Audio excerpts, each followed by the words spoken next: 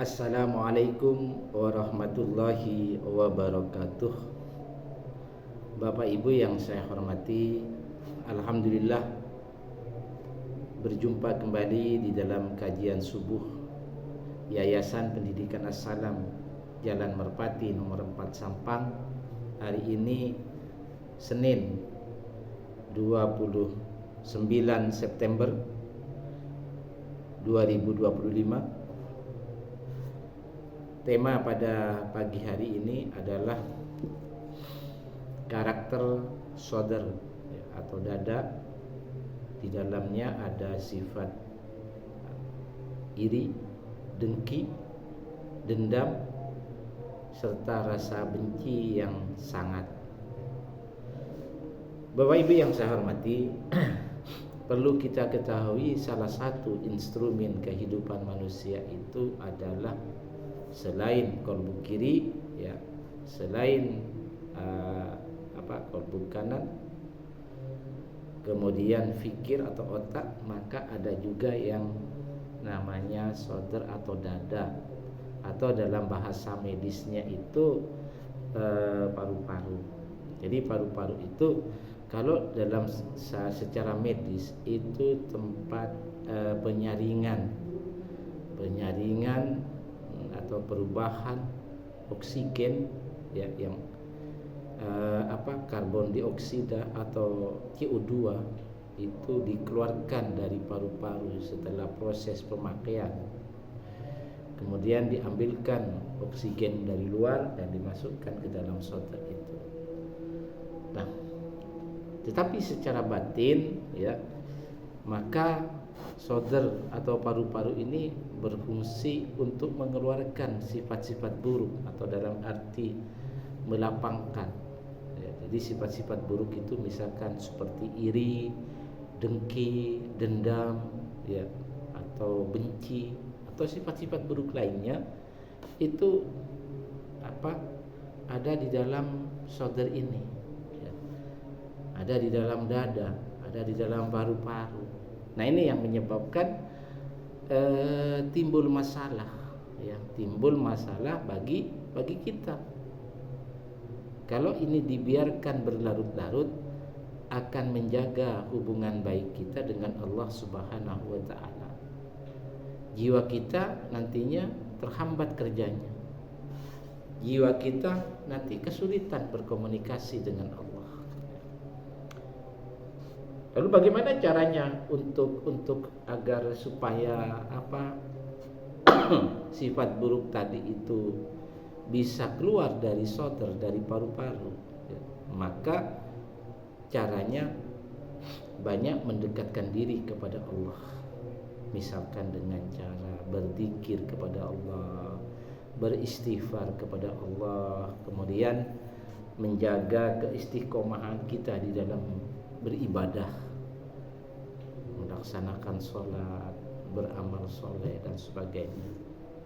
Nah, ketika sodar ini dilapangkan, ya, maka sifat-sifat buruk yang ada dalam diri kita itu akan menjadi hilang karena sudah kita lapangkan. Jadi ketika ada orang itu iri sama kita karena sudah dilapangkan, kita tidak akan membalasnya karena kita ingat Allah Subhanahu wa taala. Kita balas dengan kebaikan, kita balas dengan kerja nyata yang memberikan manfaat untuk orang lain.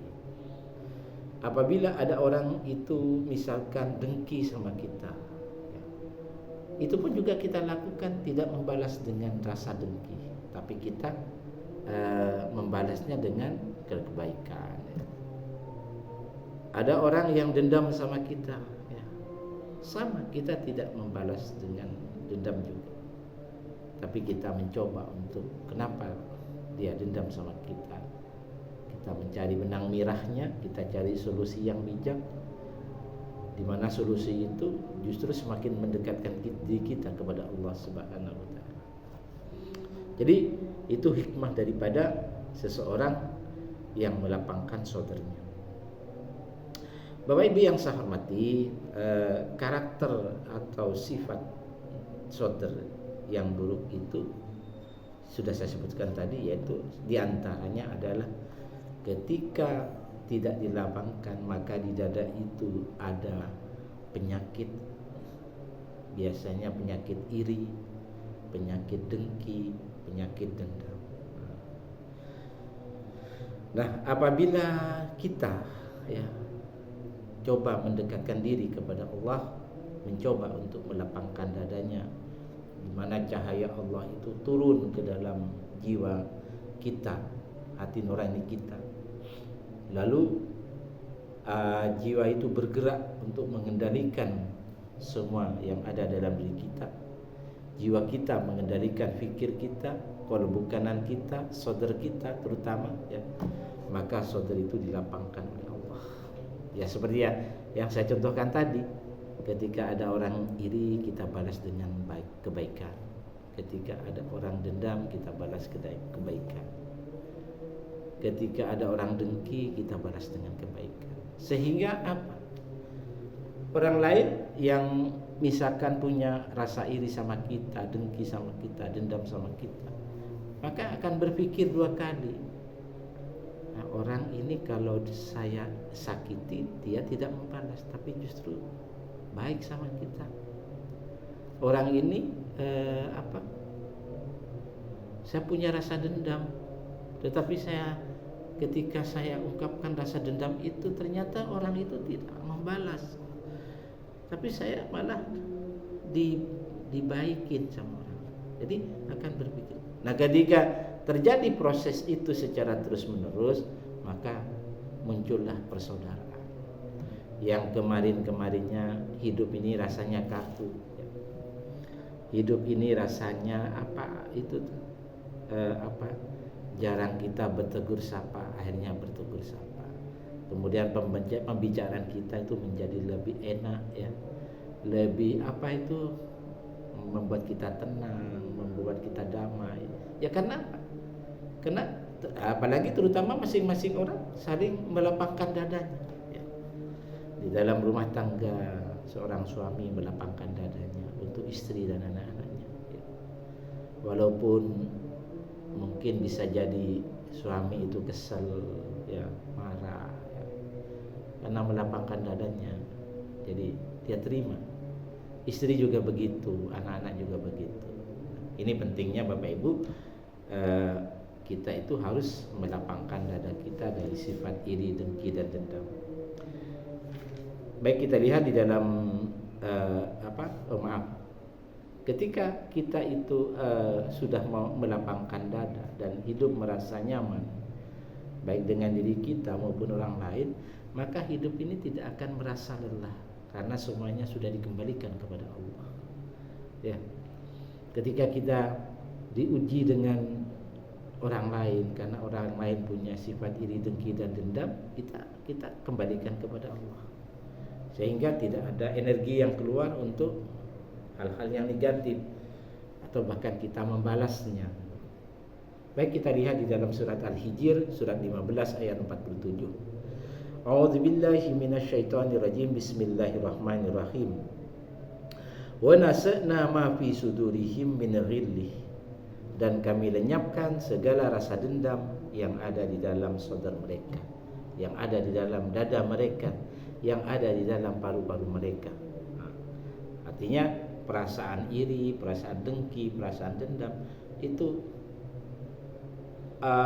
Allah buang, karena orang itu sudah mau melapangkan, karena orang itu mau kembali ke jalan Allah, karena orang itu jiwanya untuk Allah, karena orang itu mencoba untuk mencari keridhaan Allah, karena orang itu jiwanya sudah komunikasi dengan Allah sudah lancar, disebabkan karena ibadahnya sudah istiqomah kepada Allah. Ikhwanan, sedang mereka merasa bersaudara. Ala sururin mutaqabilin, duduk berhadapan-hadapan di atas dipan. Artinya apa? Kalau orang itu awal mulanya tidak tegur sapa, disebabkan karena ada rasa dengki, dendam, dan iri, atau apa itu ada semacam permusuhan yang belum terselesaikan. Mungkin orang itu terasa kaku hidup. Ketika bertemu tidak menyapa, ketika bertemu hidup kita terasa kaku. Tetapi apabila sudah dilapangkan, ya, yang satu melapangkan dadanya, yang satu melapangkan dadanya, maka itu akan cair. Akan cair dan tidak timbul permasalahan. Ya. Dalam ayat 48 ayat surat berikutnya, Bismillahirrahmanirrahim, Allah berfirman, la yamassuhum fiha nasabun. Mereka tidak merasa lelah di dalamnya. Ini pentingnya Bapak Ibu, jangan menanamkan rasa dengki, iri dan dendam kepada orang lain. Karena hal semacam ini tidak bisa menyelesaikan masalah. Bahkan kita selalu memandang orang lain dalam keadaan emosi, sehingga kebenaran tertutup oleh rasa iri, rasa dengki, rasa dendam kita. Bapak Ibu yang saya hormati, yang kedua adalah di dalam saudara ini kalau kita biarkan juga ada masalah, rasa benci yang sangat. Ya. Kadang-kadang kita melihat orang lain, ya, itu muncul rasa benci kita. Ya. Kita melihat orang lain, ya, karena diberikan nikmat oleh Allah, rasa benci, rasa iri. Ya. Ketika melihat orang lain, kita itu sepertinya tidak terima, ya, apa yang Allah berikan kepada mereka. Ya. Jadi kebencian itu terlihat dari tutur katanya, kemudian dari mimik wajahnya, atau dari sikapnya, ya. Dan kebencian itu disembunyikan di dalam saudaranya, ya. Dan ini yang berbahaya. Kadang-kadang ada orang berpura-pura baik secara zahir, secara fisik, tapi sebenarnya di dalam saudaranya atau di dalam paru-parunya itu rasa bencinya yang sangat luar biasa. Oleh sebab itu Allah memerintahkan kepada semua orang yang beriman, jangan sekali-kali mempunyai sifat benci kepada orang lain. Karena kalau kita tanamkan sifat kebencian itu, maka akan membakar kebaikan pada diri kita. Kita lihat di dalam surat Ali Imran ayat 118, Allah berfirman, ya ayyuhalladzina amanu la tattakhidu bitunatan. Hai orang-orang yang beriman, janganlah kamu ambil sebagai orang-orang kepercayaan, sebagai teman akrab, ya, tempat kamu membuka rahasia kamu, ya, min dunikum, orang-orang yang di luar kalanganmu. Artinya orang-orang yang tidak sepaham dengan kita, orang-orang yang tidak seagama dengan kita, orang-orang yang tidak mendapatkan petunjuk Allah, orang-orang yang misalkan banyak bermaksiat kepada Allah, orang-orang yang di dalam dadanya itu tersimpan rasa iri, dengki, dendam, buruk sangka, suka marah, ya. Atau melihat orang lain susah dia senang, melihat orang lain senang dia susah. Artinya sifat-sifat buruk lainnya tertanam di dalam saudaranya, ya. Maka itu jangan dijadikan orang kepercayaan. Min dunikum, orang-orang yang di luar kalanganmu, ya. Artinya orang-orang yang tidak seiman. La ya'lunakum khabalan, tidak henti-hentinya mereka menimbulkan kesusahan bagimu, ya. Artinya apa? Kalau mereka dipaksakan menjadi orang kepercayaan kita, justru akan menimbulkan masalah-masalah baru yang muncul di sekitar kita, ya. Diakibatkan oleh orang yang kita ambil, orang yang kita rekrut itu. Sementara mereka itu banyak masalah, terutama di dalam saudara, yaitu rasa benci yang amat sangat. Waddu ma anittum, mereka ingin supaya kamu menderita, ya. Artinya selalu berada dalam kesusahan. Qad badati, telah nyata kebencian, ya, terhadap kamu, ya. Min afwahihim, dari mulut-mulut mereka. Artinya mereka itu menjelek-menjelekkan kamu, membuka rahasia kamu, ya. kepada orang-orang lain, terutama orang musyrik. Wa ma tuhfi suduruhum akbar, dan apa yang disembunyikan saudara mereka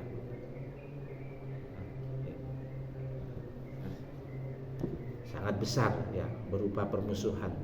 Qad bayyana lakumul ayati, sungguh telah kami jelaskan kepada kamu tanda-tanda permusuhan mereka itu, in kuntum ta'qilun, jika kamu memikirkan. Nah, artinya apa? Maka janganlah kamu ambil mereka sebagai orang-orang kepercayaan. Jadi dalam kehidupan sehari-hari kita sering menjumpai ada teman kita yang sangat benci sama kita, padahal kita ini sudah baik terhadap mereka. Kita sudah banyak mengalah, kita sudah banyak menghindar, tetapi orang itu selalu membenci tanpa alasan yang jelas. Nah, orang-orang yang seperti ini, kata Allah, jangan dijadikan kepercayaan, karena akan menyulitkan kita. Apalagi kita sebagai pengambil keputusan, kita sebagai pemimpin, lalu mengambil kepercayaan dari orang yang membenci kita. Ini sangat berbahaya, karena Allah melarang orang-orang yang beriman itu menjadikan orang-orang yang tidak mendapatkan petunjuk Allah atau mengekor kepada hawa nafsu dijadikan orang dekat kita dan menjadikan tempat musyawarah kita untuk memutuskan suatu permasalahan. Karena bukan keputusan yang terbaik yang diambil oleh mereka, tapi menuruti hawa nafsunya, menuruti gejolak rasa kebenciannya terhadap kita. Bapak Ibu yang saya hormati, oleh sebab itu maka ini harus kita jaga. Karena kalau mereka masuk kita jadikan kepercayaan, maka mereka tidak akan pernah lelah melakukan tipu daya untuk kita agar kita itu binasa. Nah, ini pentingnya di situ. Bapak Ibu yang saya hormati, secara global bahwa marilah kita betul-betul memperhatikan saudara kita ya. Yang pertama, kita pastikan bahwa di dalam diri kita itu tidak ada penyakit tercela, akhlak yang buruk ya. Karena itu tertanam di dalam saudara kita ya. Sifat iri, dengki ya, sombong ya, suka marah, membenci orang lain ya, itu harus dihilangkan. Dengan cara apa? Dilapangkan dengan mendekatkan diri kepada Allah, dan pastikan bahwa saudara itu dalam kendali jiwanya, di dalam kendali kolbu kirinya, supaya kalau saudara ini dalam kendali jiwanya, maka orang itu akan gampang komunikasi dengan Allah, dan cahaya Allah juga gampang masuknya. Bapak Ibu yang saya hormati, kemudian banyaklah kita mengingat Allah, banyaklah kita berzikir kepada Allah, banyaklah kita istiqomah dalam beribadah, supaya cahaya Allah itu senantiasa turun dalam diri kita untuk mendampingi kita agar kita menjadi manusia yang yang lurus di jalan Allah, menjadi manusia yang selalu didampingi oleh Allah, sehingga kita itu selamat dunia dan akhirat. Mudah-mudahan ini menjadi renungan bersama. Terima kasih. Wassalamualaikum warahmatullahi wabarakatuh.